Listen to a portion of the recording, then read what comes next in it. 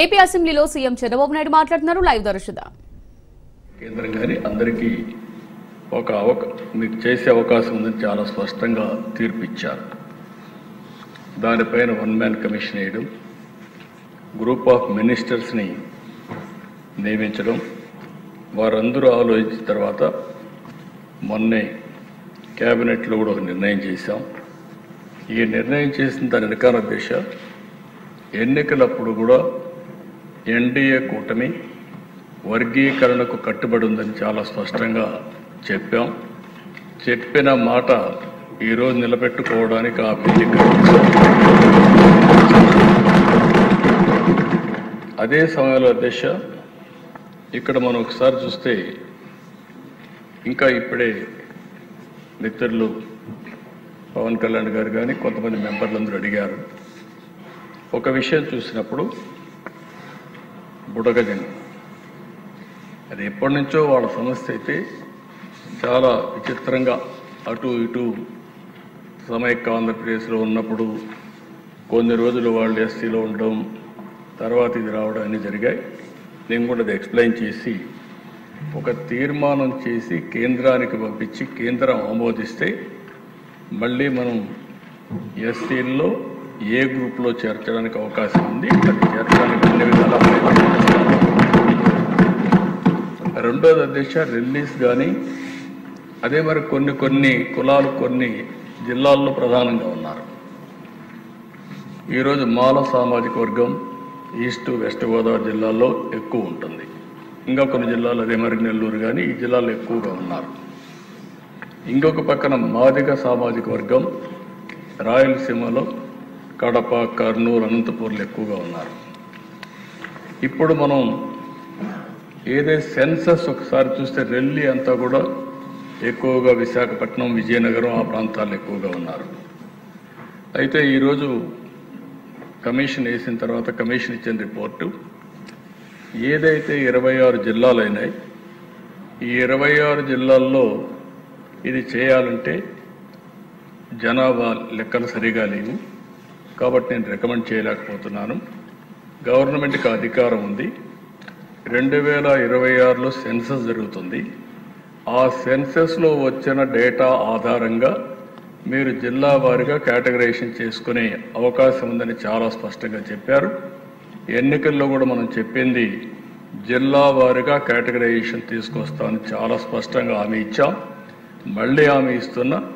ఈరోజు డిలే అవుతుందనే ఉద్దేశంతో ఈ కార్యక్రమాన్ని చేస్తూనే మళ్ళీ సెన్సస్ రిపోర్ట్ వచ్చిన తర్వాత జిల్లా వారీగా కేటగరైజేషన్ చేయడానికి ఈ ప్రభుత్వం కట్టుబడి ఉందని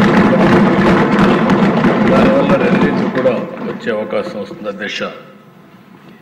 అధ్యక్ష ఈరోజు అన్ని పార్టీలు కూడా మాట్లాడినప్పుడు ఒక సోషల్ జస్టిస్ సామాజిక న్యాయానికి కట్టుబడి ఉన్నామని అందరం కూడా చెప్తున్నాం.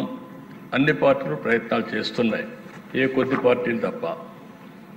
అయితే ఈ ఇష్యూలో ఒకసారి ఆలోచిస్తే అధ్యక్ష ఇప్పుడే పవన్ కళ్యాణ్ గారు చెప్పారు. ఆ రోజుట్లో కృష్ణా మాదిగలకు అన్యాయం జరిగింది, మాదిగ పేరు చెప్పడానికి కూడా చాలామంది ఇదవుతున్నారనే ఉద్దేశంతో మాదిగ దండోరా అని ఒక ఆర్గనైజేషన్ పెట్టి పెద్ద ఎత్తున ఉద్యమం చేశాడు.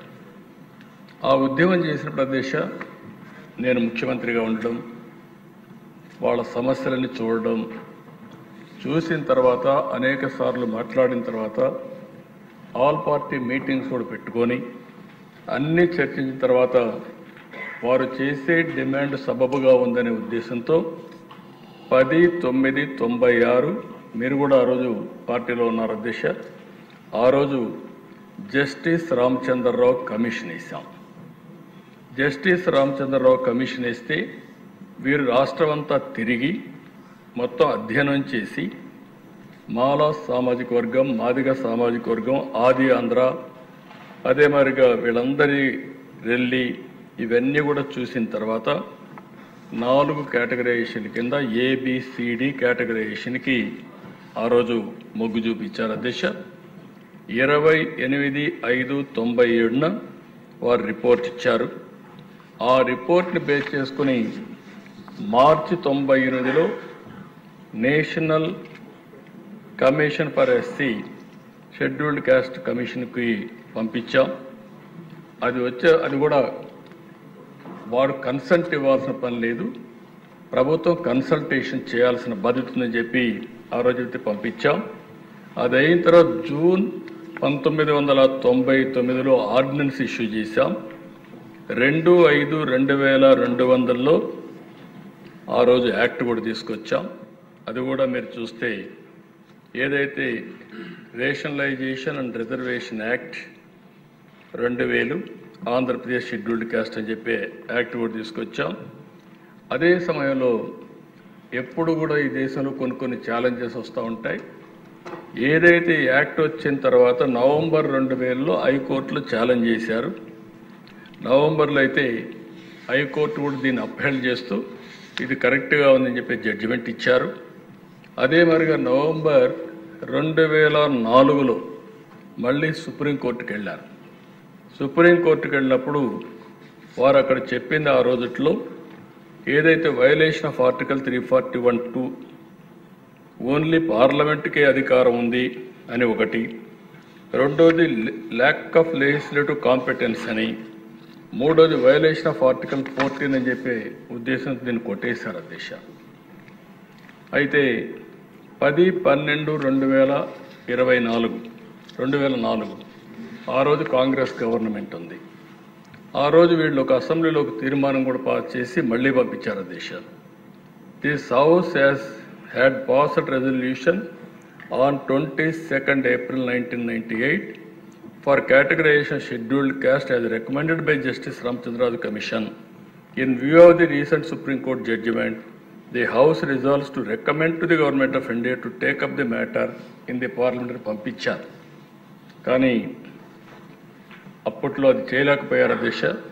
అయితే మే 2007 ఏదైతే జస్టిస్ ఉషా మెహ్రా కమిషన్కి రెఫర్ చేశారు, ఆ రోజు కూడా జస్టిస్ ఉషా మెహ్రా కమిషన్ 2008లో రిపోర్ట్ ఇస్తూ అన్యాయం జరిగిన మాట వాస్తవం కాబట్టి కేటగరైజేషన్ అవసరం అని చెప్తూ వారు కూడా 2000-2004 మధ్యలో ఈ కేటగరైజేషన్ వల్ల కొంత మంచి జరిగిందని కూడా సమర్థించే పరిస్థితికి వచ్చారు అధ్యక్ష.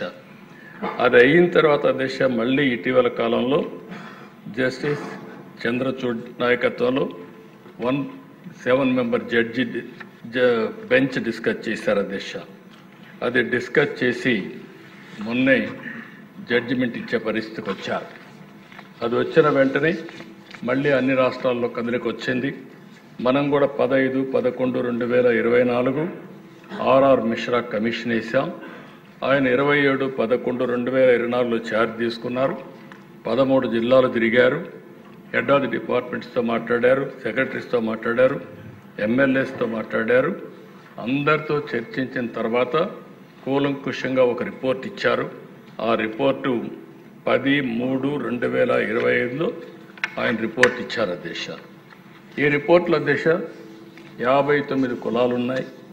ఈ 59 కులాల్లో ఆయన అధ్యయనం చేసిన తర్వాత group 1 most backward Relli sub group 12 క్యాస్టులు, గ్రూప్ 2 మాదిగా సబ్ గ్రూప్ 18 క్యాస్టులు, గ్రూప్ 3 రిలేటివ్లీ అక్కడ గ్రూప్ 1 మోస్ట్ బ్యాక్వర్డ్ అన్నారు అధ్యక్ష, గ్రూప్ 2 బ్యాక్వర్డ్ అన్నారు అధ్యక్ష, గ్రూప్ 3 రిలేటివ్లీ లెస్ బ్యాక్వర్డ్ అని చెప్పి పేరు పెట్టి మాలా సబ్ గ్రూప్ 29 కమ్యూనిటీస్ని కలిపి రిపోర్ట్ ఇచ్చారు అధ్యక్ష.